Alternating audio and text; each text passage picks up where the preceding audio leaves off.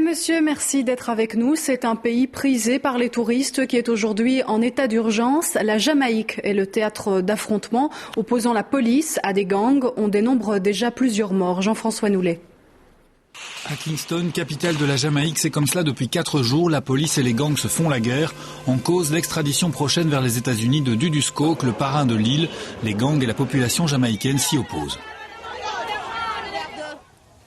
Le gang des Crips, des Bloods sont bien plus dangereux que Dudus. Qu'on le laisse en paix, on ne va tuer personne ici. Dudu Scoke est accusé d'être à la tête du plus important trafic de drogue et d'armes de la Jamaïque, de la drogue et des armes qui inondent les États-Unis. Pour reprendre en main la situation, le gouvernement jamaïcain impose le couvre-feu. Nous devons nous opposer à ces éléments criminels avec détermination.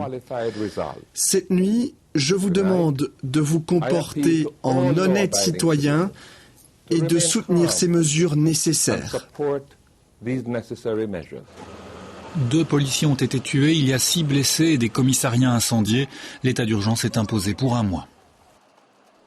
Et puis une grève a débuté ce lundi chez British Airways. Le personnel de cabine de la compagnie britannique devrait se croiser les bras pendant 5 jours. Depuis des mois déjà, ils protestent contre des mesures d'économie et la dégradation des conditions de travail. Ce mouvement aura quelques répercussions chez nous avec 4 vols pour l'instant annulés entre Bruxelles et Londres.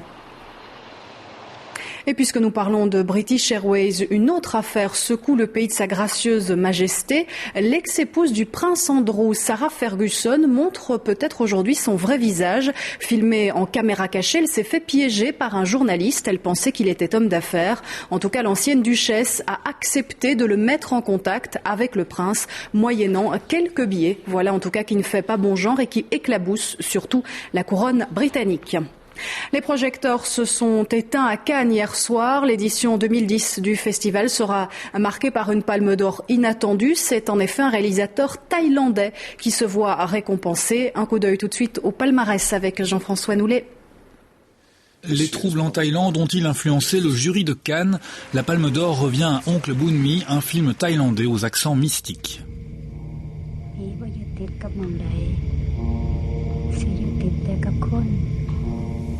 I think it's a very important history for Thai cinema because this is the first time. Grand prix pour des hommes et des dieux de Xavier Beauvois, l'histoire des moines assassinés dans les années 90 en Algérie. Prix de la mise en scène pour Tournai de Mathieu Amalric qui suit une troupe de stripteaseuses. Juliette Binoche obtient le prix d'interprétation féminine pour son rôle dans Copie conforme. Yeah, I've heard the name, but I've never been there.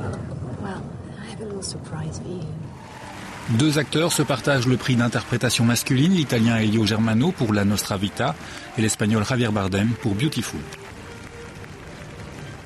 L'actualité sportive, elle est marquée par le départ de Michel Prudhomme. L'entraîneur va quitter la Gantoise pour le club de Twente, champion des Pays-Bas cette saison. Mais Prudhomme n'a encore rien signé. Il confirme toutefois la nouvelle.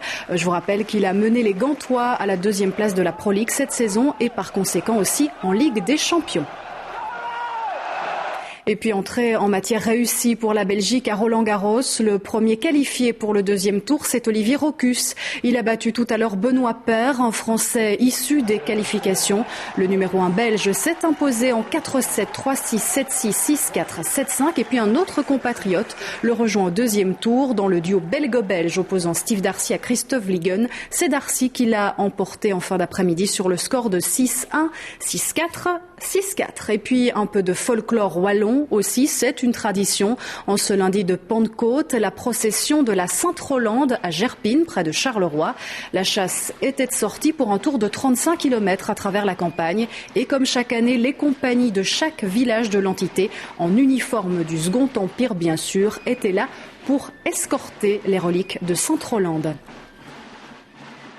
Et voilà pour l'essentiel de l'actualité de ce 24 mai. François de Brigotte vous en dira plus, bien sûr, à 19h30. D'ici là, belle soirée à vous avec la météo dans un instant. Merci de nous suivre.